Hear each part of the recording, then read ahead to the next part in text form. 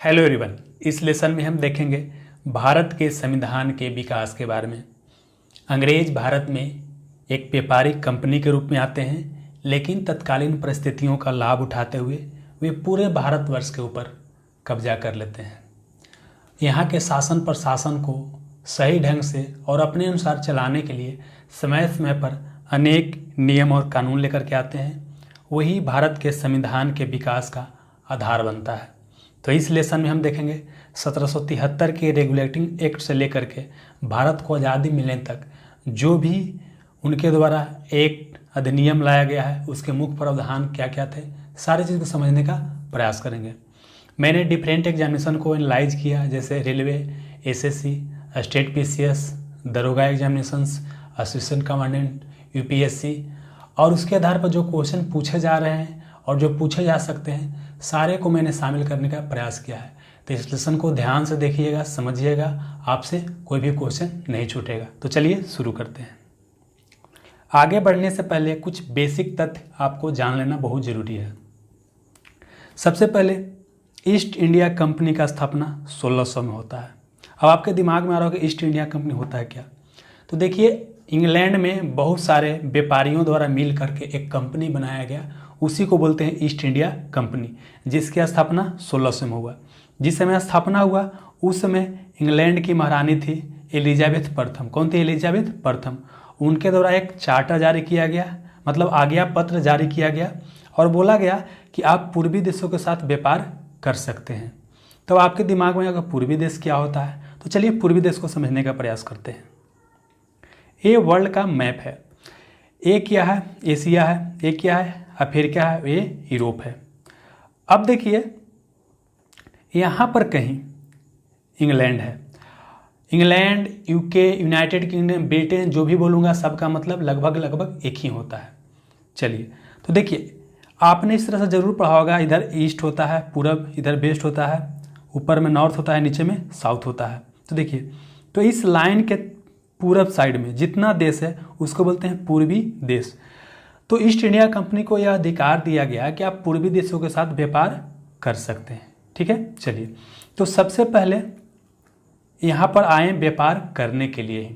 लेकिन इससे पहले एक और जो क्वेश्चन बीपीएससी 63rd प्री में क्वेश्चन पूछा गया था, ईस्ट इंडिया कंपनी के जब इंग्लैंड में स्थापना हुआ था उस समय भारत का शासक कौन था? तो उस समय भारत का शासक अकबर था। देखिए, अकबर का शासनकाल 1605 ईस्वी तक रहा है। कब तक रहा है? 1605 ईस्वी तक रहा है। इस कारण से जिस समय ईस्ट इंडिया कंपनी की स्थापना हुआ इंग्लैंड में, उस समय भारत का शासक अकबर था। अब यहाँ पर व्यापार करने आए, व्यापारी गतिविधि में संलग्न थे, बहुत सारा फायदा भी कमा रहे थे, लाभ भी कमा रहे थे। भारत पर उस समय शासन था औरंगजेब का। 1707 तक औरंगजेब का शासन था। तब तक ईस्ट इंडिया कंपनी एक व्यापारी कंपनी के रूप में ही कार्य कर रहे थे।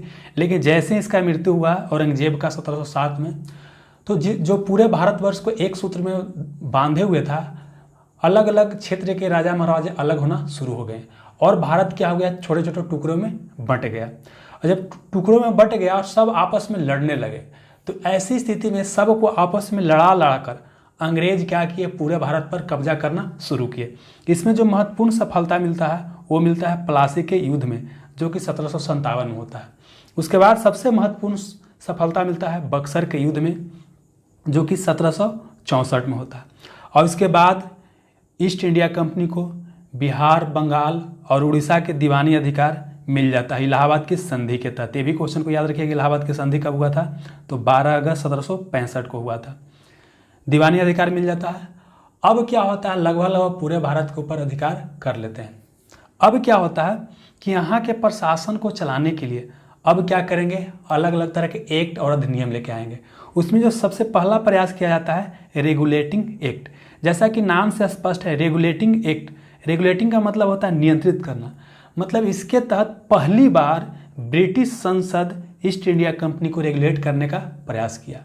जैसे देखिए, हुआ क्या कि जो ईस्ट इंडिया कंपनी था व्यापार करने आया, लेकिन अब यहाँ पर क्या किया? क्षेत्र को जीतने लगा, भारतीय क्षेत्र को जीतने लगा।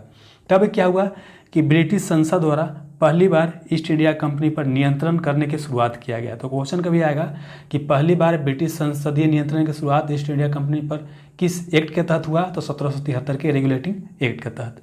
साथ ही क्या किया गया कि उसमें भारत में मुख्य रूप से 3 प्रेसिडेंसी या 3 प्रांत था। एक था मुंबई, एक मद्रास था, एक बंगाल था। क्या किया गया कि मुंबई और मद्रास प्रेसिडेंसी को बंगाल प्रेसिडेंसी के अधीन कर दिया गया। इसका मतलब क्या हुआ, इसको यहाँ समझते हैं। ये तत्कालीन उस समय का भारत का मैप है। ये पूरे एरिया को बोलते हैं बंगाल प्रेसिडेंसी, नीचे वाला एरिया इसको बोलते हैं मद्रास प्रेसिडेंसी, और इस एरिया को बोलते हैं बम्बई प्रेसिडेंसी। तब बम्बई प्रेसिडेंसी और मद्रास प्रेसिडेंसी को बंगाल के अधीन कर दिया गया। ठीक है, तो चलिए आगे समझते हैं। तो यहां पर क्या किया गया कि मुंबई और मद्रास प्रेसिडेंसी को बंगाल प्रेसिडेंसी के अधीन कर दिया गया, और जो बंगाल का गवर्नर होता था उसे बंगाल का गवर्नर जनरल बना दिया गया। समझिएगा, बंगाल के जो गवर्नर होता था उसको बंगाल का गवर्नर जनरल बना दिया गया। तो उस समय बंगाल का गवर्नर कौन था, तो उस समय वारेन हेस्टिंग था। तो इसी को बंगाल का प्रथम गवर्नर जनरल बना दिया गया। समझ में आ रहा है। तो यहाँ से क्वेश्चन क्या आ सकता है कि बंगाल का प्रथम गवर्नर कौन था। तो देखिए, बंगाल का प्रथम गवर्नर अगर पूछेगा तो लॉर्ड क्लाइव था। कौन था, लॉर्ड क्लाइव था, लॉर्ड क्लाइव था। लेकिन बंगाल का अंतिम गवर्नर पूछेगा, यहाँ बंगाल का प्रथम गवर्नर लॉर्ड क्लाइव है और बंगाल का अंतिम गवर्नर कौन हो गया, तो आपका वारेन हेस्टिंग हो गया। अब बंगाल का प्रथम गवर्नर जनरल कौन हो जाएगा, तो वारेन हेस्टिंग हो जाए, क्योंकि जो व्यक्ति उस समय बंगाल का गवर्नर था वही बंगाल का गवर्नर जनरल बन गया। इस तरह से बंगाल का अंतिम गवर्नर कौन हुआ, तो वारेन हेस्टिंग्स। बंगाल का पहला गवर्नर जनरल कौन हुआ, तो वारेन हेस्टिंग हो गया। चलिए, अब क्या हो गया, चूंकि अब मान लेते हैं कि ये क्या था, ऐसे था, इंडिया था। सॉरी, एक बार फिर से इसको मैप को ड्रा कर लेते हैं। अब क्या है, चूंकि यहाँ के क्षेत्र और यहाँ के क्षेत्र को इसके अधीन कर दिया गया है, तो अब जाहिर सी बात है कि यहाँ के जो गवर्नर होगा उसका कार्य बहुत ज़्यादा बढ़ जाएगा। तो अब क्या किया जाएगा, इससे सहायता के लिए एक परिषद बनाया जाएगा जिसको बोलते हैं गवर्नर जनरल का परिषद। क्या बोलते हैं, गवर्नर जनरल का परिषद। तो गवर्नर जनरल का परिषद बनाया गया, उसमें 4 सदस्य नियुक्त किया गया। तो 4 सदस्यीय गवर्नर जनरल की परिषद की स्थापना किया गया। अब यहाँ पर समझने की बात एक और है। देखिए, चूंकि क्या किया जा रहा है कि यहाँ पर जो बम्बई है, मद्रास है, ये दोनों को बंगाल प्रेसिडेंसी के अधीन किया जा रहा है। तो इससे आपको एक चीज दिखाई दे रहा है, केंद्रीकरण की प्रवृत्ति की शुरुआत हो रहा है। केंद्रीकरण का मतलब ये हो रहा है कि सारे शक्ति को एक जगह केंद्रित करने का प्रयास किया जा रहा है। तो यहाँ से क्वेश्चन अगर आपसे पूछ दे, केंद्रीकरण की प्रवृत्ति का शुरुआत कब से हुआ या केंद्रीय प्रशासन की शुरुआत कब से हुआ, तो 1773 के रेगुलेटिंग एक्ट के तहत। ठीक है, चलिए। इसके अलावा क्या है कि एक बोर्ड ऑफ प्रोप्राइटर, जिसको निवेशक मंडल बोलते हैं, एक कंपनी में पैसा निवेश करता है, वो बनाया गया। और एक जो महत्वपूर्ण कंपनी को नियंत्रित करने के लिए बोर्ड ऑफ डायरेक्टर बनाया गया। क्या बनाया गया, बोर्ड ऑफ डायरेक्टर बनाया गया, ताकि कंपनी को नियंत्रित कर सके, कंपनी की गतिविधि पर नजर रख सके। ठीक है, यह ब्रिटिश संसद द्वारा बनाया गया था बोर्ड ऑफ डायरेक्टर्स। और इसका काम क्या था कि भारत में जो भी राजस्व, नागरिक और सैन्य मामला है उसको ब्रिटिश सरकार को समय समय पर जानकारी उपलब्ध कराते रहना। साथ ही एक महत्वपूर्ण काम यह भी किया गया कि कोलकाता, जिसको पहले फोर्ट विलियम कहा जाता था, कोलकाता को पहले क्या कहा जाता था, फोर्ट विलियम, वहां पर एक सुप्रीम कोर्ट की स्थापना किया गया। तो यह रेगुलेटिंग एक्ट के तहत यह स्थापना किया गया, लेकिन 1 साल बाद किया गया। यह किया गया 1774 में किया गया। साथ ही यह भी प्रावधान किया गया कि जो भी कंपनी के कर्मचारी हैं निजी व्यापार नहीं कर सकते हैं। साथ ही क्या है कि भारतीय लोगों से कोई उपहार नहीं ले सकते हैं, कोई रिश्वत नहीं ले सकते हैं। ठीक है, तो एक बार फिर से अगर इसको समझने का प्रयास करें तो क्या किया गया, ईस्ट इंडिया कंपनी पर ब्रिटिश संसदीय नियंत्रण की शुरुआत किया गया। मुंबई और मद्रास प्रेसिडेंसी को बंगाल प्रेसिडेंसी के अधीन कर दिया गया। बंगाल के गवर्नर भारत का गवर्नर जनरल बना दिया गया, जिस कारण से बंगाल का अंतिम गवर्नर और बंगाल का प्रथम गवर्नर जनरल कौन बन गया, वारेन हेस्टिंग बन गया। 4 सदस्यीय गवर्नर जनरल की परिषद की स्थापना किया गया। केंद्रीकरण की प्रवृत्ति की शुरुआत हो गया। बोर्ड ऑफ डायरेक्टर का स्थापना किया गया और कोलकाता में सुप्रीम कोर्ट की स्थापना किया गया। कंपनी के कर्मचारी निजी व्यवहार नहीं कर सकते हैं, साथ ही भारतीय लोगों से उपहार नहीं ले सकते। ठीक है, चलिए। अब इसके बाद आता है 1781 का एक्ट ऑफ सेटलमेंट।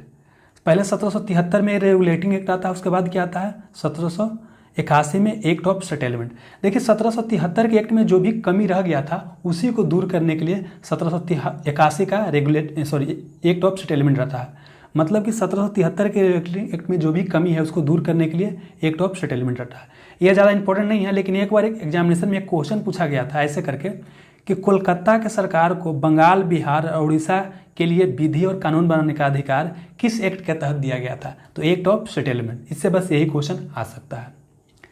अब उसके बाद आता है पिट्स इंडिया एक्ट। क्या आता है? पिट्स इंडिया एक्ट आता है। पिट्स इंडिया एक्ट आता है 1784 में। बहुत आसान है याद करना। 1773 में रेगुलेटिंग एक्ट आता है, और उसके बाद 1781 में क्या आता है? तो आता है एक्ट ऑफ सेटलमेंट, और उसके बाद 1784 में आता है, तो वो आता है पिट्स इंडिया एक्ट आता है। तो देखिए यहाँ पर क्या हुआ, कंपनी पर ब्रिटिश संसदीय नियंत्रण को और बढ़ाया गया। पहले नियंत्रित करने का प्रयास किया गया था रेगुलेटिंग एक्ट के तहत, लेकिन यहाँ पर क्या हुआ, नियंत्रण को और बढ़ाने का प्रयास किया गया। साथ ही यहाँ पर पहली बार क्या किया है, कंपनी के जो भी अधिकृत प्रदेश है उसको बोला गया ब्रिटिश अधिकृत भारतीय प्रदेश। ये भी क्वेश्चन कई बार पूछा गया है। कंपनी के अधिकृत प्रदेश को पहली बार कब बोला गया ब्रिटिश अधिकृत भारतीय प्रदेश? तो यह बोला गया पिट्स इंडिया एक्ट 1784 के तहत। साथ ही जो 1773 में गवर्नर जनरल के परिषद में 4 संख्या था सदस्यों की, उसको घटा करके 3 कर दिया गया। और एक यहाँ महत्वपूर्ण चीज किया गया, बोर्ड ऑफ कंट्रोल की स्थापना किया गया। क्या किया गया? बोर्ड ऑफ कंट्रोल की स्थापना किया गया। तो देखिए जो पहले बोर्ड ऑफ डायरेक्टर था उसका अब काम रह गया सिर्फ व्यापारिक मामला को देखना, व्यापार से संबंधित जो भी मामला होगा उसको देखना। और बोर्ड ऑफ कंट्रोल का काम हो गया जो भी राजनीतिक मामला रहेगा, कहाँ क्षेत्र जीतना है, क्या करना है, क्या नहीं करना है, वो कौन देखेगा? बोर्ड ऑफ कंट्रोल देखेगा। साथ ही बोर्ड ऑफ कंट्रोल ये भी काम करेगा कि बोर्ड ऑफ डायरेक्टर के ऊपर नियंत्रण रखने का प्रयास करेगा, मतलब कंट्रोल करने का प्रयास करेगा। तो आप यहाँ से 2 चीज़ देख रहे हैं। एक देख रहे हैं कि बोर्ड ऑफ कंट्रोल क्या कर रहा है, राजनीतिक मामला को देख रहा है। अब बोर्ड ऑफ डायरेक्टर क्या कर रहा है? व्यापारिक मामला को देख रहा है। तो यहाँ से दोहरी शासन प्रणाली आपको दिखाई दे रहा है। तो यही से आ जाएगा कि दोहरी शासन प्रणाली की शुरुआत किया गया, मतलब 1784 के पिट्स इंडिया एक्ट के तहत दोहरी शासन प्रणाली की शुरुआत हुआ। अब एक चीज़ और समझ लीजिए यहीं पर, ये जो बोर्ड ऑफ कंट्रोल बनाया गया और जो बोर्ड ऑफ डायरेक्टर बनाया गया, इसको 1858 के जब एक्ट आता है उसके तहत क्या कर दिया जाता है? समाप्त कर दिया जाता है। देखिए यहाँ पर मैंने इसलिए लिखा है ताकि आप यहाँ इसको रिलेट कर सके। यहाँ पर जो बोर्ड ऑफ कंट्रोल और बोर्ड ऑफ डायरेक्टर बनाया गया है, इसको 1858 में क्या किया कर दिया जाता है? समाप्त कर दिया जाता है। ठीक है, चलिए अब बढ़ते हैं आगे। उसके बाद आता है 1793 का चार्टर एक्ट। तो देखिए 1793 का चार्टर एक्ट भी ज़्यादा महत्वपूर्ण नहीं है, इसे सिर्फ आपको इतना याद रखना है कि जो नियंत्रण बोर्ड के सदस्य थे, मतलब बोर्ड ऑफ कंट्रोल के जो सदस्य थे, उससे कर्मचारी के वेतन इत्यादि भारतीय राजस्व से देने की व्यवस्था किया गया। मतलब देखिए यहाँ पर जो बोर्ड ऑफ कंट्रोल है, तो इसके जो अधिकारी रहेंगे, सदस्य रहेंगे, जो कर्मचारी रहेंगे, सबको पेमेंट कहाँ से मिलेगा? भारतीय राजस्व से मिलेगा। तो इसमें इतना ही था। चलिए अब उसके बाद क्या आता है? 1813 का चार्टर एक्ट। तो यहाँ पर हम लोग अभी फिलहाल क्या क्या देखे हैं? तो हम देखें 1773 का रेगुलेटिंग एक्ट। क्या देखें? 1773 का रेगुलेटिंग एक्ट। उसके बाद देखें 1781 में एक्ट ऑफ सेटलमेंट देखे। उसके बाद फिर क्या देखें? 1784 का पिट्स इंडिया एक्ट देखे। उसके बाद 1793 का चार्टर एक्ट देख लिया था। 4 उधर हो गया। अब इसको याद करना बड़ा आसान है। ये 20-20 साल के बाद आया। कितना साल के बाद आएगा? 20-20 साल के बाद ये एक्ट अब आएगा। तो 1813 का चार्टर एक्ट, देखिए इसमें क्या किया गया? कंपनी से भारत के साथ व्यापार के एक अधिकार को छीन लिया गया। इसका मतलब क्या हुआ कि देखिए क्या कर रहा था कि पूर्वी देशों के साथ व्यापार कौन कर रहा था? कंपनी कर रहा था, लेकिन कंपनी को बहुत ज़्यादा लाभ हो रहा था। अब जब कंपनी को लाभ हो रहा था तो यहाँ जो इंग्लैंड में जो भी व्यापारी थे उनको भी लगता था कि हम भारत के साथ व्यापार करें और हम भी उस लाभ को अपने, मतलब हम भी उस लाभ से फायदा कमा सके, मतलब हम भी उस लाभ का भागीदार हो सके। इस कारण से वहाँ पर दबाव डाला जा रहा था। इस कारण से क्या किया गया? बोला गया कि व्यापार का जो एक अधिकार है छीन लिया गया। अब बोला कि सभी ब्रिटिश व्यापारी भारत के साथ क्या कर सकते हैं? व्यापार कर सकते हैं, लेकिन चाय और चीन के व्यापार जो है अभी कौन करेगा? तो ईस्ट इंडिया कंपनी ही करेगा। इसको फिर समझना बहुत ज़्यादा जरूरी है। कंपनी से क्या किया गया कि जो व्यापार पर पहले एक अधिकार का मतलब होता है सिर्फ कंपनी ही व्यापार करेगी भारत के साथ, तो ये एक अधिकार को समाप्त कर लिया गया। धीरे से क्या किया गया कि सभी ब्रिटिश व्यापारियों को बोला कि आप व्यापार कर सकते हैं, लेकिन 2 चीज़ पर अभी भी क्या है? कंपनी का ही एक अधिकार है। एक है चाय के साथ व्यापार कौन सिर्फ कर सकता है? अभी भी ईस्ट इंडिया कंपनी ही कर सकता है। और चीन के साथ, चीन एक देश है, उसके साथ भी व्यापार सिर्फ कौन कर सकता है? तो उसके साथ व्यापार सिर्फ और सिर्फ कंपनी ही कर सकता है। ठीक है, चलिए। और साथ ही एक और प्रावधान किया गया कि ईसाई मिशनरियों को भारत में धर्म प्रचार की अनुमति दे दिया गया। तो 1813 के चार्टर एक्ट के तहत क्या किया गया? ईसाई मिशनरियों को भारत में धर्म प्रचार की अनुमति दे दिया गया। साथ ही यह किया गया एक प्रावधान कि ईस्ट इंडिया कंपनी शिक्षा पर प्रति वर्ष 1 लाख रुपया खर्च करेगी। ठीक है, ताकि यहाँ के लोग जो है शिक्षित हो सके और कंपनी के प्रशासन में थोड़ा सा मदद कर सके। ठीक है, ये बात है। देखिए एक और मकसद रहता है, कंपनी शिक्षा पर इसलिए खर्च करना चाहते थे ताकि यहाँ के लोग को ये लगे कि हमारे भला के लिए ईस्ट इंडिया कंपनी काम कर रही है, लेकिन यह बहुत बाद में खर्च किया गया था, बहुत दिन तक ये लटका रहा प्रावधान ऐसे ही। ठीक है, तो फिलहाल देखते हैं क्या क्या देखें 1813 के चार्टर एक्ट में कि व्यापार पर जो एकाधिकार कंपनी का बना था वो समाप्त कर लिया गया, सभी ब्रिटिश व्यापारियों के लिए खोल दिया गया भारतीय व्यापार, लेकिन चाय और चीन के साथ व्यापार का अधिकार ईस्ट इंडिया कंपनी का बना रहा। ईसाई मिशनरियों को भारत में धर्म प्रचार की अनुमति मिल गया और कंपनी द्वारा शिक्षा पर 1 लाख रुपया खर्च करने का प्रावधान किया गया। अब 1813 के बाद फिर कब आएगा, 20 साल बाद, तो 20 साल बाद कब आएगा, 1833 में आएगा। चलिए अब आगे देखते हैं, और ये भी बहुत इंपॉर्टेंट है। तो 1833 के चार्टर एक्ट के तहत क्या किया गया, तो जो चाय और चीन के साथ व्यापार करने का जो अधिकार था वो सिर्फ कंपनी को ही था, यहाँ पर वो भी समाप्त कर दिया गया। क्या था, पहले दो ही चीज़ का प्रावधान था, मतलब कि जिस पर कंपनी का एक अधिकार बना हुआ था वो था चाय और चीन के साथ व्यापार। तो अब क्या क्या दिया गया, ये भी समाप्त कर दिया गया। मतलब अब पूरे जो है ब्रिटिश व्यापारी चाय के साथ भी व्यापार कर सकते हैं, चीन के साथ भी व्यापार कर सकते हैं और भारत का पूरी तरह व्यापार कर सकते हैं। तो अब क्या कर दिया गया कि कंपनी जो था उसका व्यापारिक जो अधिकार था पूरी तरह से समाप्त कर दिया गया था। तो ये भी क्वेश्चन पूछेगा किस एक्ट के तहत कंपनी का व्यापारिक अधिकार पूरी तरह समाप्त कर दिया गया, तो 1833 का चार्टर एक्ट के तहत। अब चूंकि यह व्यापारिक अधिकार इसको समाप्त कर दिया गया तो ईस्ट इंडिया कंपनी को बना दिया गया प्रशासनिक निकाय। इसका काम सिर्फ यह रह गया कि भारत में प्रशासन के मामले को देखे, इसका काम सिर्फ रह गया प्रशासनिक मामले को देखना, तो प्रशासनिक निकाय बन गया। अब क्या है, कंपनी के ऊपर जो कर्ज था उसकी जिम्मेवारी कौन ले लिया, भारत सरकार ले लिया। कंपनी के ऊपर जो भी कर्ज है उसकी जिम्मेवारी कौन ले लिया, भारत सरकार अपने ऊपर ले लिया। ठीक है, साथ ही एक और प्रावधान किया गया कि जो बंगाल का गवर्नर जनरल, अभी हम लोग देख रहे थे कि अब बंगाल का गवर्नर जनरल, उसको पूरे भारत का गवर्नर जनरल बना दिया गया। तो हम लोग देखिए 1773 के रेगुलेटिंग एक्ट में क्या देखे थे कि बंगाल के गवर्नर को बंगाल का गवर्नर जनरल नाम दिया गया था, और यहाँ पर अब बंगाल के गवर्नर जनरल को पूरे भारत का गवर्नर जनरल बोलेंगे। क्या बोलेंगे, पूरे भारत का गवर्नर जनरल बोलेंगे। तो इस तरह से क्या होता है कि बंगाल का अंतिम गवर्नर जनरल कौन हो जाएगा, तो देखिए उस समय लॉर्ड विलियम बेटिंग था गवर्नर जनरल, तो इस कारण से बंगाल का अंतिम गवर्नर जनरल कौन हो जाएगा, लॉर्ड विलियम बेटिंग हो जाएगा। और चूंकि गवर्नर जनरल बंगाल का गवर्नर जनरल को ही भारत का गवर्नर जनरल कहा जाने लगा, इस कारण से लॉर्ड विलियम बेटिंग ही क्या हो जाएगा, भारत का प्रथम गवर्नर जनरल हो जाएगा। ठीक है, चलिए अब क्या किया गया कि जो बंगाल के गवर्नर जनरल को भारत का गवर्नर जनरल बना दिया गया, तो एक और प्रावधान किया गया कि गवर्नर जनरल मतलब भारत का गवर्नर जनरल संपूर्ण देश के लिए एक ही बजट तैयार कर सकता है, एक ही बजट तैयार कर सकता है।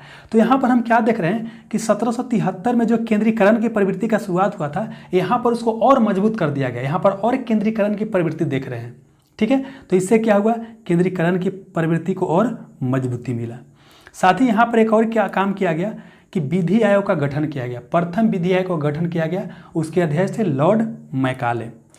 देखिए इस विधि आयोग का मकसद यह था कि भारत के जो भी कानून है, नियम है, उसको वर्गीकरण करें और उसको उसी के आधार पर भारत में फिर क्या किया जाएगा, शासन प्रशासन चलाया जाएगा। तो मतलब समझिए कि विधि आयोग का गठन किया गया भारत के कानून को उसको सही तरीके से वर्गीकरण करने के लिए। चलिए अब उसके बाद क्या किया गया, दास प्रथा को विधि विरुद्ध घोषित कर दिया गया, मतलब दास प्रथा को क्या कर दिया गया, गैर कानूनी घोषित कर दिया गया 1833 का चार्टर एक्ट के तहत ही। लेकिन इसको पूरी तरह समाप्त कब किया गया, 1843 में लॉर्ड एलन बरो द्वारा। तो क्वेश्चन आ सकता है कि किस एक्ट के तहत दास प्रथा का समाप्त कर दिया गया, तो 1833 के चार्टर एक्ट के तहत। और किसके द्वारा पूरी तरह से समाप्त कर दिया गया, तो लॉर्ड एलन बरो द्वारा 1843 में। बीपीएससी में क्वेश्चन पूछा जा चुका है। ठीक है, साथ ही एक और प्रावधान किया गया कि जो कंपनी था, मतलब कंपनी मतलब ईस्ट इंडिया कंपनी के जो पद होता था, पहले क्या होता था कि जो बोर्ड ऑफ डायरेक्टर था वही क्या करता था, कंपनी के पद को भरता था। जनरली कंपनी का पद जो भी भरा जाता था वो समझिए कि स्वामी भक्ति के आधार पर होता था, जो ज़्यादा चापलूसी कर रहा उसी को भर्ती किया जाता था, साथ ही भारतीयों को भर्ती नहीं किया जाता था। तो इसमें यह प्रावधान किया गया कि सभी के लिए खोल दिया जाए, सभी के लिए क्या कर दिया जाए, खोल दिया जाए, यहाँ पर भारतीयों की भी नियुक्ति हो। ऐसा प्रावधान करने की बात किया गया, लेकिन बोर्ड ऑफ डायरेक्टर द्वारा भारी विरोध किया गया, इसलिए क्या कर दिया गया, प्रावधान को समाप्त कर दिया गया। मतलब यहाँ पर प्रयास यह किया गया कि खुली प्रतियोगिता करवाया जाए, एग्जाम के आधार पर पद को भरा जाए, इससे टैलेंटेड लोग आएंगे, लेकिन कंपनी द्वारा जो बोर्ड ऑफ डायरेक्टर था उसके द्वारा विरोध किया गया। ठीक है, तो अब अगला जो एक्ट आएगा उसमें फिर देखेंगे क्या कि उसमें खुली प्रतियोगिता का प्रावधान किया गया। तो हम देख रहे हैं कि कैसे कैसे विकास हो रहा है, अगला बार कुछ सुधार हो रहा है, अगला बार कुछ सुधार हो रहा है। तो यहाँ पर देखिए 1813 के बाद 20 साल बाद 1833 में आया, और इसके 20 साल बाद फिर कब आएगा, 1853 में एक्ट आएगा। तो चलिए अब आगे देखते हैं। तो फिर आता है 1853 का चार्टर एक्ट। तो 1853 के चार्टर एक्ट के तहत भारतीय सिविल सेवा सभी के लिए खोल दिया गया। मतलब वही जो कंपनी का जो पद है सभी के लिए खोल दिया गया, और उसके लिए खुली प्रतियोगिता मतलब ओपन एग्जाम कंडक्ट किया जाने लगा। तो यहाँ से क्वेश्चन पूछ सकता है कि भारतीय सिविल सेवा सभी के लिए कब खोल दिया गया, या सभी के लिए कब से ओपन एग्जाम होने लगा। तो 1853 के चार्टर एक्ट के तहत। और देखिए यह जो है लॉर्ड मैकाले की अध्यक्षता में एक समिति बनाया गया था, उसको बोलते हैं भारतीय सिविल सेवा समिति। लॉर्ड मैकाले की अध्यक्षता में उसने सिफारिश किया था कि खुली प्रतियोगिता के आधार पर पद भरा जाए ताकि टैलेंटेड लोग यहाँ पर आ सके। ठीक है, चलिए। और अगला एक और घोषणा किया गया कि ब्रिटिश संसद कभी भी कंपनी का शासन समाप्त कर सकता है। देखिए अभी हम लोग क्या देख चुके हैं कि पहले क्या किया गया, 1813 एक्ट के तहत कि कंपनी जो व्यापार भारत में था सभी के लिए खोल दिया गया। उसके बाद फिर 1833 में क्या देखे कि पूरी तरीके से कंपनी का व्यापार पे एकाधिकार समाप्त कर दिया गया। और यहाँ 1853 में क्या देख रहे हैं, यह बोला जा रहा है कि कंपनी का शासन कभी भी समाप्त किया जा सकता है। अब आगे वाला एक्ट आएगा उसमें देखेंगे कि कंपनी का शासन पूरी तरह से समाप्त कर दिया जाएगा। ठीक है, चलिए। साथ ही एक और चीज़ यहाँ पर हुआ कि संसदीय प्रणाली की शुरुआत हुआ। मतलब केंद्र में छोटे स्तर पर विधानसभा की शुरुआत हुआ। अगर क्वेश्चन कभी आ जाए कि किस एक्ट के तहत जो है केंद्र में विधानसभा की शुरुआत हुआ, तो यह था 1853 का चार्टर एक्ट। इसी को बोलते हैं संसदीय प्रणाली की शुरुआत हुआ। ठीक है, अब उसके बाद क्या होता है, 1857 में होता है सिपाही विद्रोह। क्या होता है, सिपाही विद्रोह। और भारत का शासन जो अंग्रेज के हाथों में था लगभग क्या होता है, अंग्रेज से छीन लिया जाता है। लेकिन ऐसा सिचुएशन आता है कि बाद में अंग्रेज ही बिजी हो जाते हैं, अंग्रेज को ही जीत मिलता है। लेकिन समझिए कि बहुत बड़ा उसको धक्का लगता है अंग्रेजों को।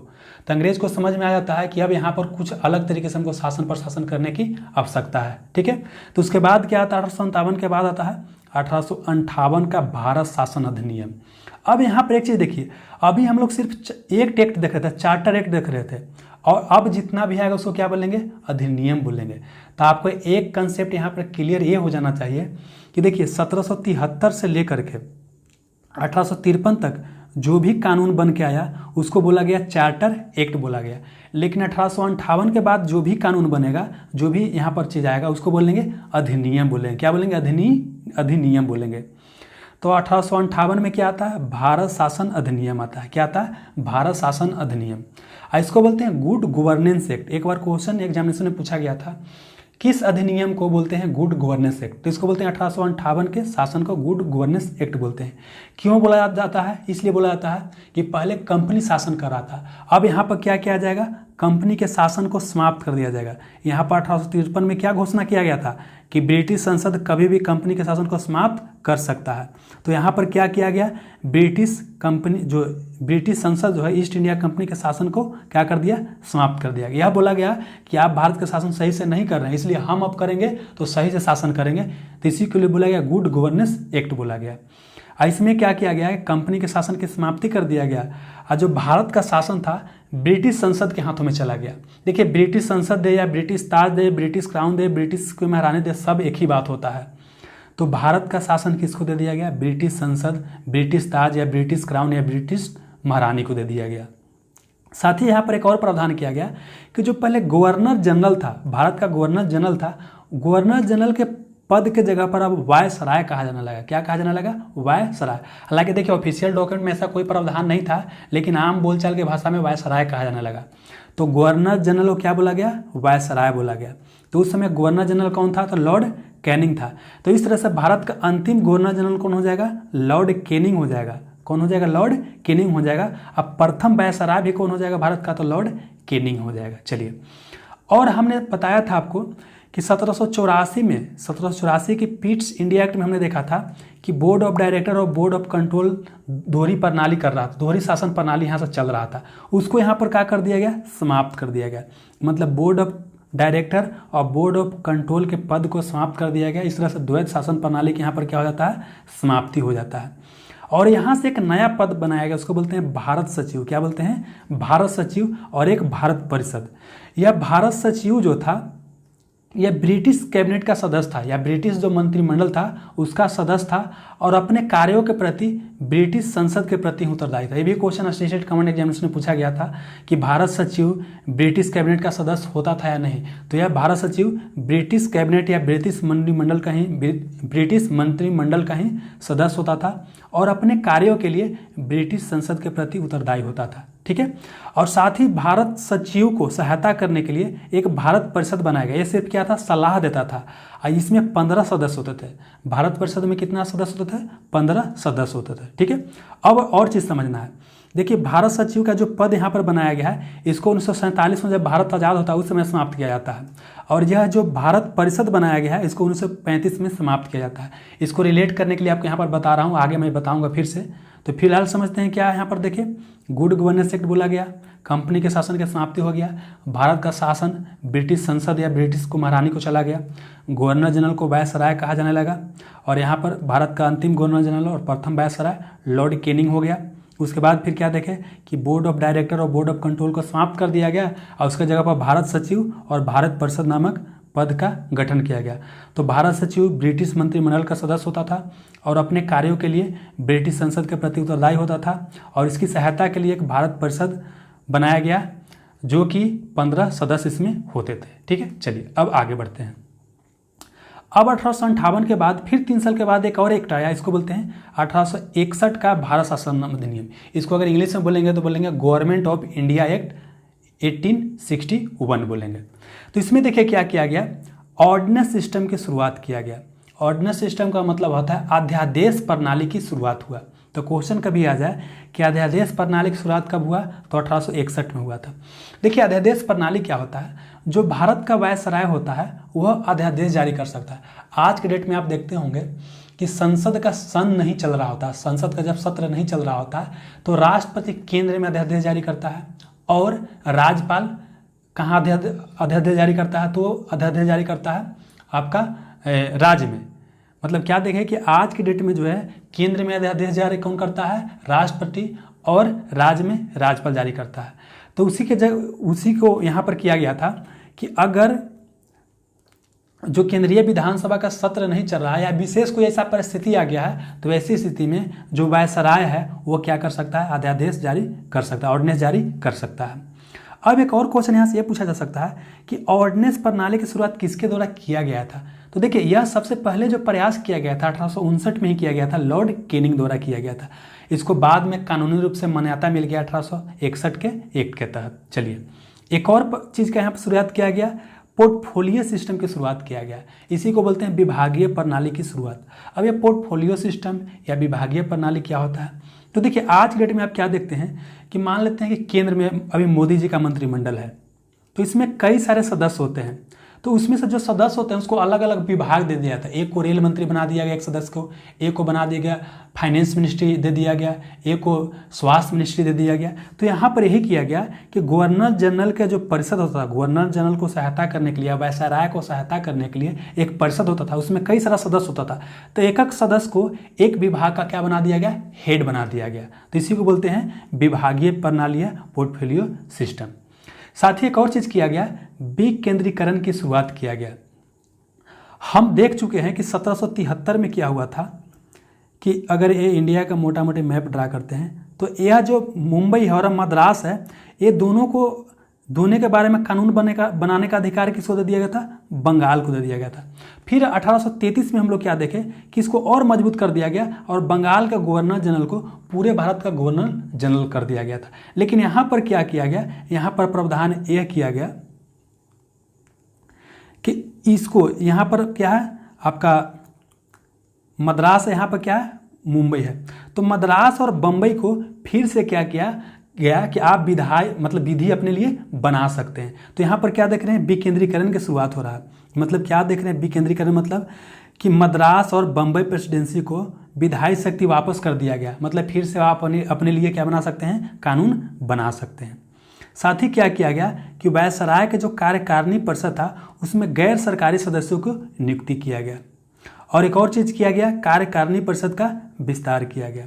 साथ ही जो आपको याद रखना है कि विधान परिषद की यहाँ पर शुरुआत हुआ 1853 में। हम लोग क्या देखे हैं कि 1853 में केंद्र में क्या हुआ है, विधानसभा का शुरुआत हुआ था। और 1861 के तहत क्या हुआ है, विधान परिषद की शुरुआत हुआ है। इसमें वायसराय को यह अधिकार दिया गया कि बंगाल, उत्तर पश्चिमी सीमा प्रांत और पंजाब में विधान परिषद की स्थापना कर सकते हैं। ठीक है, तो यहाँ पर हम क्या क्या देखें, 1861 में ऑर्डिनेंस सिस्टम की शुरुआत हुआ, पोर्टफोलियो सिस्टम की शुरुआत हुआ, विकेंद्रीकरण की शुरुआत हुआ और विधान परिषद की शुरुआत हुआ। अब बढ़ते हैं आगे। अब उसके बाद आता है 1892 में भारत शासन अधिनियम। कब आता है, 1892 में भारत शासन अधिनियम। यहाँ पर किया जाता है अप्रत्यक्ष चुनाव प्रणाली की शुरुआत। बहुत बहुत इंपॉर्टेंट, कई बार क्वेश्चन पूछा गया है कि अप्रत्यक्ष चुनाव प्रणाली की शुरुआत किस शासन अधिनियम के तहत किया गया था। तो 1892 के भारत शासन अधिनियम के तहत किया गया था। अब इसको समझने के लिए और जान लीजिए कि देखिए प्रत्यक्ष चुनाव प्रणाली की शुरुआत कब हुआ था, तो गवर्नमेंट ऑफ इंडिया एक्ट 1919 का था। देखिए यहाँ पर प्रत्याशी मिस्टेक से प्रिंट हो गया है, यहाँ पर प्रत्यक्ष होगा। तो अब प्रत्यक्ष चुनाव प्रणाली की शुरुआत कब हुआ, 1892 में। अब प्रत्यक्ष चुनाव प्रणाली की शुरुआत कब होता है, तो भारत शासन अधिनियम 1919 के तहत होता है। तो इसको आप जरूर याद रखिएगा। फिर क्या किया जाता है कि व्यवस्थापिका सभा के सदस्य को जो बजट बनता था उस पर विचार विमर्श करने का अधिकार दे दिया गया कि आप विचार विमर्श कर सकते हैं, प्रश्न पूछ सकते हैं, लेकिन वोट नहीं दे सकते हैं आप। यहाँ पर क्या बोला गया कि जो व्यवस्थापिका सभा के सदस्य हैं, परिषद के जो सदस्य हैं, वो बजट पर विचार विमर्श कर सकते हैं, कुछ प्रश्न पूछ सकते हैं, लेकिन वोट नहीं कर सकते हैं, ना ही उसमें कुछ सुधार ला सकते हैं। ना तो वोट कर सकते हैं, ना ही उसमें कोई सुधार ला सकते हैं। यहाँ पर ये प्रावधान किया गया। समझ में आ रहा है। अब आगे के जो एक्ट आएगा उसमें वोटिंग राइट भी मिल जाएगा। ठीक है, चलिए तो देखिए यहाँ तक समझ लिया। इसको एक बार समझना बहुत जरूरी है। तो हम लोग क्या देखें, सबसे पहले समझ लेते हैं 1773 में रेगुलेटिंग एक्ट देखें। फिर क्या देखें, 1781 में देखें एक्ट ऑफ सेटलमेंट। फिर क्या देखें, 1784 में पिट्स इंडिया एक्ट देखें। फिर 1793 का एक्ट देखें। ठीक है, उसके बाद फिर हम लोग क्या देखें, 1813 का चार्टर एक्ट। उसके बाद 1833 का चार्टर एक्ट। फिर क्या देखें, 1853 का चार्टर एक्ट। उसके बाद फिर हम क्या देखें, तो भारत शासन अधिनियम 1858 देखें। और उसके बाद फिर क्या देखें, 1861 में भारत शासन अधिनियम। और उसके बाद फिर 1861 के बाद क्या आया, तो 1892 में आया है। ठीक है, अब जो है बहुत ज़्यादा इंपॉर्टेंट है। अब देखिए 1919, उसके बाद 1909, उसके बाद 1919 और उसके बाद 1935, ये तीनों बहुत ज़्यादा इंपॉर्टेंट है। यहाँ से सबसे ज़्यादा आपको क्वेश्चन पूछे जाएंगे। तो और अब जो है ध्यान से समझने का प्रयास कीजिएगा। तो देखिए 1909 के भारत शासन अधिनियम को बोला जाता है मार्ले मिंटो सुधार। क्या बोला जाता है, मार्ले मिंटो सुधार बोला जाता है। तो पहले तो आपको ये पता होना चाहिए मार्ले कौन था, मिंटो कौन था, क्योंकि असिस्टेंट कमांडिंग एग्जामिनेशन में सेम क्वेश्चन पूछा गया था। मार्ले उस समय भारत का वायसराय था या भारत का वायसराय था या भारत का सचिव था। तो दोनों आपको कंफर्म होना चाहिए। देखिए सबसे पहले जो नाम रहेगा वो क्या है, भारत सचिव रहेगा। और जो बाद वाला नाम है वो क्या रहेगा, यहाँ का वायसराय रहेगा। वायसराय या गवर्नर जनरल दोनों सेम ही बात होगा। वायसराय या गवर्नर जनरल अगर भी दे दे तो कन्फ्यूजन नहीं करना है। तो मार्ले कौन होगा, तो मार्ले हो जाएगा भारत का सचिव। उस तरह से 1919 में भी देखेंगे तो सेम चीज़ देखेंगे। इसको बोलते हैं मॉन्टेग्यू चेम्सफोर्ड सुधार। तो मॉन्टेग्यू कौन रहेगा, तो मॉन्टेग्यू रहेगा भारत का सचिव रहेगा, भारत सचिव। और चेम्सफोर्ड कौन रहेगा, तो चेम्सफोर्ड रहेगा भारत का वायसराय रहेगा। ठीक है, चलिए हम देखते हैं यहाँ पर। तो यहाँ पर क्या देखो 1909 को भारत शासन अधिनियम को बोलते हैं मार्ले मिंटो सुधार। मार्ले कौन था, भारत का सचिव था, मतलब भारत सचिव था। और मिंटो कौन था, तो भारत का वायसराय या भारत का गवर्नर जनरल, जो आप बोलिए सेम ही चीज़ है। चलिए तो यहाँ पर पहली बार क्या किया गया कि गवर्नर जनरल के या वायसराय के जो कार्यकारिणी परिषद था, देखिए कहीं कहीं बुक में गवर्नर जनरल भी देता है, वायसराय भी देता है। मैंने पहले ही बता दिया है कि 1858 में क्या बोला गया, गवर्नर जनरल को वायसराय बोल दिया गया, लेकिन कई जगह पर गवर्नर जनरल ही देता है, तो सेम चीज़ हो जाता है। तो यहाँ पर क्या किया गया, गवर्नर जनरल या वायसराय के कार्यकारिणी परिषद में प्रथम बार किसी भारतीय को नियुक्ति किया गया। क्वेश्चन बहुत इंपॉर्टेंट है। वह प्रथम भारतीय कौन थे, तो सत्येंद्र प्रसाद सिन्हा थे। कौन थे, सत्येंद्र प्रसाद सिन्हा थे। इनको विधि सदस्य बनाया गया था। क्या बनाया गया था, विधि सदस्य बनाया गया था। तो ये भी क्वेश्चन ऐसे पूछ सकता है कि गवर्नर जनरल के या वायसराय के कार्यकारी परिषद में नियुक्त होने वाला प्रथम भारतीय कौन थे? तो सत्येंद्र प्रसाद सिन्हा थे। कौन सा सदस्य बने थे? विधि सदस्य बने थे। साथ ही एक बहुत इंपॉर्टेंट चीज़ ये किया गया कि मुसलमानों के लिए पृथक सांप्रदायिक आधार पर उनको प्रतिनिधित्व दिया गया। इसका मतलब क्या होता है कि अगर कोई आज की डेट में देखते हैं कि अलग अलग क्षेत्र में चुनाव होता है, तो मान लेते हैं यहाँ चुनाव हो रहा है, यहाँ चुनाव हो रहा है, यहाँ चुनाव हो रहा है, तो पृथक सांप्रदायिक प्रतिनिधित्व मुस्लिमों को दिया गया। इसका मतलब ये होता है कि अगर इस क्षेत्र में बहुत सारे रहेंगे, हिंदू मुस्लिम सिख ईसाई सब रहेंगे, लेकिन अगर यहाँ पर कोई अगर मुस्लिम खड़ा होता है तो सिर्फ मुस्लिम ही वोट देगा, वहाँ पर हिंदू सिख ईसाई वगैरह कोई वोट नहीं देगा, सिर्फ कौन देगा? मुस्लिम ही वोट देगा। समझ में आ रहा? तो यहाँ पर क्या किया गया कि मुसलमानों के लिए पृथक सांप्रदायिक आधार पर प्रतिनिधित्व की स्थापना किया गया। ठीक है, अब यहाँ पर एक चीज़ समझना है, चूँकि यह सांप्रदायिक आधार पर सांप्रदायिक आधार पर प्रतिनिधित्व देने की यहाँ से शुरुआत कर दिया गया, और यह किसके समय में हुआ? लॉर्ड मिंटो के समय में हुआ। लॉर्ड मिंटो यहाँ का वायसराय था, इसीलिए इसको बोला जाता है भारत में सांप्रदायिक निर्वाचन का जनक। अगर क्वेश्चन पूछ दे कि सांप्रदायिक निर्वाचन का जनक किसे कहते हैं? लॉर्ड मिंटो को कहते हैं। क्यों कहते हैं? आपको समझ में आ गया। एक और चीज़ जो बीपीएससी में क्वेश्चन पूछा गया था कि डॉक्टर राजेंद्र प्रसाद ने किसे पाकिस्तान का जन्मदाता कहा था? तो लॉर्ड मिंटो को ही पाकिस्तान का जन्मदाता कहा गया था, डॉक्टर राजेंद्र प्रसाद को। क्योंकि अल्टीमेटली देखिए कि यहीं से क्या होता है, अलग तरह के राजनीति शुरू हो जाता है। मुस्लिम लीग यहीं से अलग डायरेक्शन में चलना शुरू कर देता है। 1906 में मुस्लिम लीग की स्थापना होता है और वहीं से अलग डायरेक्शन में चलना शुरू हो जाता है। अल्टीमेटली क्या होता है, पाकिस्तान यहाँ से बढ़ जाता है। लेकिन उसका बीज कहाँ बुनाया था? तो बीज यहीं पर बोया गया था। इसीलिए बोला जाता है लॉर्ड मिंटो को सांप्रदायिक निर्वाचन का जनक, और क्या बोला जाता है? तो पाकिस्तान का जन्मदाता बोला जाता है। साथ ही एक और चीज़ किया गया कि व्यवस्थापिका सभा के सदस्यों को सार्वजनिक विषय पर प्रस्ताव पेश कर सकता था, पूरक प्रश्न पूछ सकता था और मत दे सकता था। हम लोग पीछे के स्लाइड में यहाँ पर देख चुके हैं, यहाँ पर 1892 में, कि यहाँ पर क्या था, विचार विमर्श कर सकता था, प्रश्न पूछ सकता था, लेकिन वोट नहीं कर सकता था, नहीं कोई सुधार कर सकता था। लेकिन यहाँ पर क्या हुआ, यहाँ पर देख रहे हैं कि यह क्या कर सकता है, कोई प्रस्ताव भी पेश कर सकता है, प्रश्न भी पूछ सकता है और मत भी दे सकता है। ठीक है, अब उसके बाद आता है 1919 का भारत शासन अधिनियम। क्या आता है? 1919 का भारत शासन अधिनियम। इसको क्या बोलते हैं? मॉन्टेग्यू चेम्सफोर्ड सुधार। मॉन्टेग्यू समय कौन था? तो भारत सचिव था। चेम्सफोर्ड कौन था? तो यहाँ का वायसराय था, भारत का वायसराय था। चलिए, अब यहाँ पर क्या किया जाता है, प्रांत में द्वैत शासन की शुरुआत होता है। प्रांत में क्या होता है? देखिए, केंद्र कहने का मतलब यह है कि अगर ये क्या है, इस तरह से भारत है, तो केंद्र यहाँ पर मान लेते कि यहाँ दिल्ली में मुख्य रूप से केंद्र होता था, और उसके बाद क्या होता था, अलग अलग बहुत सारा प्रांत था, अलग अलग क्या था, प्रांत था। तो यहाँ पर यह किया गया कि प्रांतों में क्या किया गया, द्वैत शासन की शुरुआत किया गया।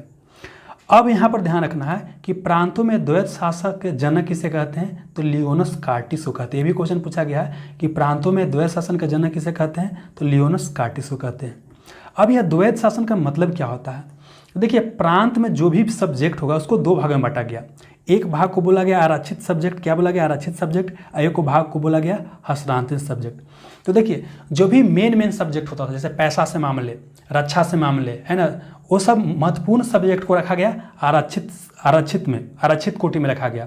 और जो कम इंपॉर्टेंट था, जैसे हेल्थ, एजुकेशन, ये सब कम इंपॉर्टेंट सब्जेक्ट था, उसको हस्तांतरित सब्जेक्ट में रख दिया गया, हस्तांतरित सब्जेक्ट में रख दिया गया। अब उसके बाद क्या होता है कि जो आरक्षित विषय का जो शासन करता था, वह गवर्नर जनरल अपने कार्यकारिणी परिषद के सहयोग से उसका शासन करता था। लेकिन जो हस्तांतरित विषय था उसका भी गवर्नर जनरल या वायसराय ही करेगा, लेकिन मंत्री परिषद के सहयोग से। इसको फिर से समझते हैं, समझना जरूरी है। देखिए क्या बोले, एक क्या बोले ऐसे है, इसको बोले आरक्षित विषय, इसको बोले हस्तांतरित विषय। तो देखिए, दोनों का गवर्नर जनरल ही शासन करेगा, जो वायसराय रहेगा वही शासन करेगा। लेकिन यहाँ पर अंतर क्या रहेगा कि जो मेन चीज रहेगा, आरक्षित विषय रहेगा, उसका शासन कौन करेगा? तो गवर्नर जनरल करेगा अपने कार्यकारिणी परिषद के सहयोग से, और वो कोई उत्तरदायी शासन वहाँ पर नहीं था।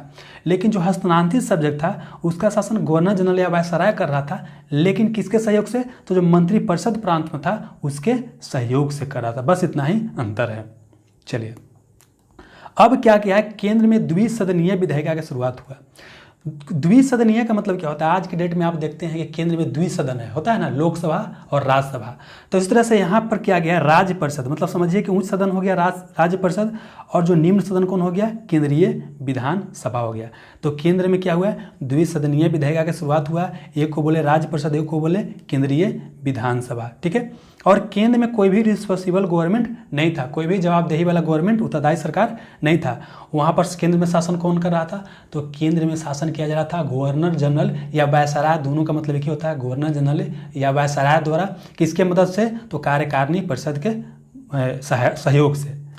अब अगला क्वेश्चन इंपॉर्टेंट है, भारत के उच्चायुक्त पद का सृजन किया गया। तो ये भी बीपीएससी में क्वेश्चन पूछा गया, बिहार दरोगा एग्जामिनेशन में भी प्रीवियस ईयर में क्वेश्चन पूछा जा चुका है कि भारत के उच्चायुक्त पद का सृजन किस अधिनियम के तहत किया गया था, तो 1919 के भारत शासन अधिनियम के तहत किया गया था, ठीक है। एक क्वेश्चन असिस्टेंट कमांडेंट एग्जामिनेशन में पूछा जा चुका है।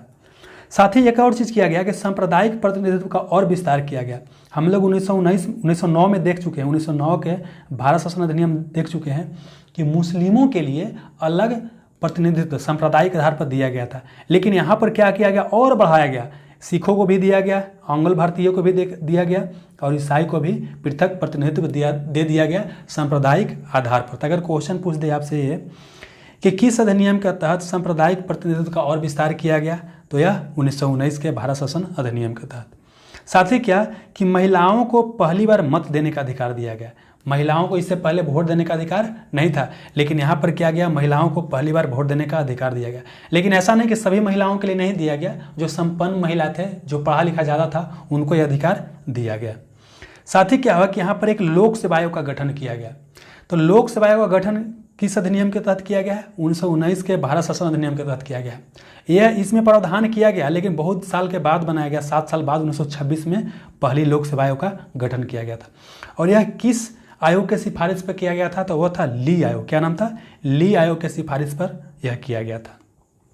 साथ ही क्या किया गया कि एक वैधानिक आयोग का गठन किया गया, और वैधानिक आयोग का काम यह करना था कि 1919 का जो भारत शासन अधिनियम है 10 साल बाद इसका समीक्षा करेगा, ठीक है। बाद में आप सुनते होंगे कि एक आया था साइमन कमीशन के बारे में सुना होगा, साइमन कमीशन 1927 में आया था, तो इसी को देखने आया था ना, तो इसीलिए पहले ही क्या कर दिया गया था, वैधानिक आयोग का गठन कर दिया गया था। साथ ही एक और चीज़ यहाँ पर किया गया कि पहली बार राज्य बजट को केंद्रीय बजट से अलग कर दिया गया। मतलब जो केंद्र का बजट है उससे राज्य बजट को अलग कर दिया गया, मतलब राज्यों को भी अधिकार दे दिया गया कि अपना बजट एक खुद तैयार कर सकते हैं, ठीक है। चलिए, तो यहाँ पर हम लोग क्या देखें, प्रांतों में द्वैध शासन की शुरुआत हुआ। अब प्रांतों में द्वैध शासन का जनक लियोनस स्कॉटिस को बोलते हैं। फिर क्या देखें, केंद्र में द्विसदनीय विधायिका की शुरुआत किया गया, भारत के उच्चायुक्त पद का सृजन किया गया, सांप्रदायिक प्रतिनिधित्व का और विस्तार किया गया, महिलाओं को पहली बार वोट देने का अधिकार दिया गया, ली आयोग के अनुशंसा पर लोकसभा आयोग का गठन किया गया। फिर क्या क्या हुआ, वैधानिक आयोग का गठन किया गया, पहली बार राज्य बजट को केंद्रीय बजट से अलग कर दिया गया, विधानसभा अपना बजट खुद बना सकता है। समझ में आ गया। चलिए, अब यहाँ पर क्या देख रहे हैं कि प्रांतों में द्वैध शासन की शुरुआत कहाँ किया गया, 1919 में किया गया, लेकिन 1935 को जो अधिनियम आएगा उसमें समाप्त कर दिया जाएगा। प्रांतों में यहाँ पर क्या कर दिया गया, द्वैध शासन के समाप्त कर दिया गया, और उसके जगह पर केंद्र में द्वैध शासन शुरुआत किया गया। क्या किया गया कि जो 1919 में प्रांत में द्वैध शासन शुरू हुआ था, उसको 1935 के अधिनियम में क्या कर दिया गया, समाप्त कर दिया गया प्रांत में, उसके जगह पर केंद्र में द्वैध शासन की शुरुआत हुआ, ठीक है। चलिए, अब क्या हुआ कि 1935 का जो भारत शासन अधिनियम में प्रांतों में द्वैध शासन की जो समाप्ति हुआ, उसके बाद क्या किया गया कि प्रांतों को स्वशासन का अधिकार दे दिया गया। मतलब प्रांत क्या कर सकते हैं, खुद से अपने अनुसार शासन प्रशासन देख सकते हैं, तो प्रांतों को स्वशासन का अधिकार दे दिया गया। साथ ही एक और प्रावधान किया गया, अखिल भारतीय संघ की स्थापना का प्रावधान किया गया। हालांकि यह जो अखिल भारतीय संघ कभी बन नहीं पाता है, लेकिन प्रावधान किया गया 1935 का भारत शासन अधिनियम में, क्या अखिल भारतीय संघ बनाने का प्रावधान किया गया, ठीक है। और साथ ही यहाँ पर क्या किया गया, बर्मा, जिसको आज के डेट में हम म्यांमार बोलते हैं, क्या बोलते हैं, बर्मा या म्यांमार बोलते हैं, उसको भारत से अलग कर दिया गया। देखिए, बर्मा को 1885 में भारत में मिला लिया जाता है, और यहाँ पर क्या किया गया, 1935 के भारत शासन अधिनियम के तहत बर्मा या म्यांमार को क्या किया जाता है, भारत से अलग कर दिया जाता है। अब उसके बाद यहाँ पर एक और प्रावधान किया जाता है, उड़ीसा को बिहार से अलग कर दिया जाता है। जैसे आपने यहाँ पर पढ़ा होगा, इस तरह से जानते होंगे कि यहाँ पर बंगाल था, तो 1911 के 11 में क्या किया जाता है कि राजधानी दिल्ली लेके जाया जाता है बंगाल से, मतलब कलकत्ता से, और उसके बाद क्या किया जाता है, बिहार को अलग कर दिया जाता है, बंगाल से बिहार को अलग कर दिया जाता है, और साथ में उड़ीसा भी रहता है। लेकिन अब यहाँ पर क्या किया गया कि उड़ीसा को भी अलग कर दिया गया बिहार से। समझ में आ रहा है? तो उड़ीसा को क्या किया गया, बिहार से यहाँ पर अलग कर दिया गया। साथ ही यहाँ पर एक संघीय न्यायालय की स्थापना किया गया, और यह दिल्ली में स्थापना किया गया। तो याद कीजिए 1773 में मैंने बताया था आपको, 1773 में, कि फोर्ट विलियम, जिसको बोलते हैं कलकत्ता या कोलकाता, वहाँ पर एक क्या सुप्रीम कोर्ट की स्थापना किया गया था। लेकिन यहाँ पर संघीय न्यायालय की स्थापना किया, वो कहाँ किया गया, दिल्ली में किया गया। लेकिन यह सुनवाई का अंतिम न्यायालय नहीं था। अंतिम न्यायालय कहाँ था, प्रिवी काउंसिल, जो कि इंग्लैंड में था। आज के डेट में क्या होता है कि सुनवाई का अंतिम न्यायालय कौन होता है, दिल्ली का सुप्रीम कोर्ट। दिल्ली का कौन होता है, सुप्रीम कोर्ट। अगर कोई भी मान लेते हैं कि आप कहीं पर मतलब हाई कोर्ट में अगर कोई सुनवाई होता है, उससे आप संतुष्ट नहीं है, तो अंतिम बार अपील कहाँ दायर कर सकते हैं, तो सुप्रीम कोर्ट दिल्ली में। लेकिन यहाँ पर क्या प्रावधान था कि संघीय न्यायालय तो दिल्ली में है, लेकिन अगर उससे संतुष्ट नहीं है, अगर और आगे आप जाना चाहते हैं, तो अंतिम न्यायालय कौन होगा, इंग्लैंड में होगा, प्रिवी काउंसिल होगा। साथ ही एक और प्रावधान किया गया, केंद्रीय बैंक की स्थापना किया गया, जिसको बोलते हैं रिजर्व बैंक ऑफ इंडिया। तो रिजर्व बैंक ऑफ इंडिया की स्थापना यही 1935 के भारत शासन अधिनियम के तहत ही किया गया था। और रिजर्व बैंक ऑफ इंडिया का स्थापना कब किया गया था, 1 अप्रैल 1935 को। बाद में रिजर्व बैंक ऑफ इंडिया को 1949 के तहत राष्ट्रीयकरण कर लिया जाता है। 1949 में इसका नेशनलाइजेशन या राष्ट्रीयकरण कर लिया जाता है। फिलहाल और समझना आपको है केंद्रीय बैंक की स्थापना किया जाता है, रिजर्व बैंक ऑफ इंडिया, और यह RBI एक्ट 1934 के तहत इसका स्थापना किया जाता है। साथ ही एक और प्रावधान किया जाता है, भारत परिषद की समाप्ति कर दिया जाता है। तो याद कीजिए 1858 में मैंने बताया था कि 2 पद बनाया गया था। एक को भारत सचिव बोले थे, क्या बोले थे, भारत सचिव, और एक क्या, भारत परिषद। तो देखिए यहाँ पर क्या किया गया कि भारत परिषद पद को क्या कर दिया गया, समाप्त कर दिया गया। और जो 1947 का भारत शासन अधिनियम है, उसमें भारत सचिव पद को क्या किया जाएगा, समाप्त कर दिया जाएगा। ठीक है, तो यहाँ पर हमने क्या क्या देखा, प्रांतों में द्वैध शासन की समाप्ति, प्रांतों को स्वशासन का अधिकार दिया गया, केंद्र में द्वैध शासन की शुरुआत किया गया, अखिल भारतीय संघ की स्थापना किया गया, बर्मा को भारत से अलग कर दिया गया, उड़ीसा को भी बिहार से अलग कर दिया गया, और संघीय न्यायालय की स्थापना दिल्ली में किया गया। लेकिन सुनवाई का अंतिम न्यायालय प्रिवी काउंसिल इंग्लैंड था। केंद्रीय बैंक की स्थापना किया गया, इसका नाम था रिजर्व बैंक ऑफ इंडिया, जो कि 1 अप्रैल 1935 को बनाया गया था। 1949 में इसका राष्ट्रीयकरण कर दिया गया। भारत परिषद की यहाँ पर समाप्ति कर दिया गया, जो कि बनाया गया था 1858 में। अब फाइनली आता है 1947 का भारतीय स्वतंत्रता अधिनियम। क्या था, स्वतंत्रता अधिनियम आता है। तब यहाँ पर क्या किया जाता है, इसी को बोलते हैं माउंटबेटन प्लान, क्योंकि उसमें भारत का वायसराय कौन था, लॉर्ड माउंटबेटन था। तो 1947 का जो भारत स्वतंत्रता अधिनियम आया, इसको बोलते हैं माउंटबेटन प्लान या माउंटबेटन योजना भी बोलते हैं। इसमें क्या किया गया कि ब्रिटिश संसद की जो प्रभुसत्ता भारत पर था, उसको क्या कर दिया गया, समाप्त कर दिया गया। मतलब अब जो है ब्रिटिश संसद जो है भारत का असली मालिक नहीं है। अब क्या किया गया, एक और चीज़ कि जो ब्रिटिश सम्राट को भारत का सम्राट बोला जाता था, वो भी समाप्त कर दिया गया। मतलब भारत का सम्राट, ब्रिटिश सम्राट जो है भारत का सम्राट नहीं रहेगा। समझ में आ गया, चलिए। और यहाँ पर एक चीज़ क्या किया गया, भारत सचिव पद की समाप्ति किया गया, जो कि 1858 में शुरुआत हुआ था, उसको यहाँ पर क्या कर दिया गया, भारत सचिव को समाप्त कर दिया गया। और भारत को यहाँ पर क्या कर दिया गया, विभाजन कर दिया गया। भारत और पाकिस्तान नामक 2 स्वतंत्र राष्ट्र का निर्माण हुआ। 2 स्वतंत्र राष्ट्र का क्या हो गया, निर्माण हो गया। और देसी रियासत का मतलब ये होता है कि ये भारत है, तो यहाँ पर छोटा छोटा मोटा बहुत सारा राजा महाराजा था, उसको देसी रियासत बोलते थे। ये इंग्लैंड जो मतलब ब्रिटेन था, उसके नियंत्रण में ही था, लेकिन ये पूरी तरीके से उसके नियंत्रण में नहीं था। या आप बोल सकते हैं कि अंदर का प्रशासन ये खुद संभालता था, बदले में अंग्रेज को टैक्स देता था। तो इनको यह अधिकार दिया गया कि आपको अगर मन है भारत में शामिल होने का तो भारत में शामिल हो जाइए, अगर पाकिस्तान में शामिल होने का मन है तो पाकिस्तान में शामिल हो जाए, या आप खुद अलग भी रहना चाहते हैं तो क्या कर सकते हैं, आप खुद अलग भी रह सकते हैं। ठीक है, तो यहाँ पर यह प्रावधान किया गया। धीरे धीरे क्या होता है कि भारत में लगभग सब ब्रिटिश देसी रियासत शामिल हो जाता है। लेकिन 3 जो देसी रियासत रहता है, एक जम्मू कश्मीर JNK, और एक आपका जम्मू कश्मीर हो गया, एक हैदराबाद हो गया,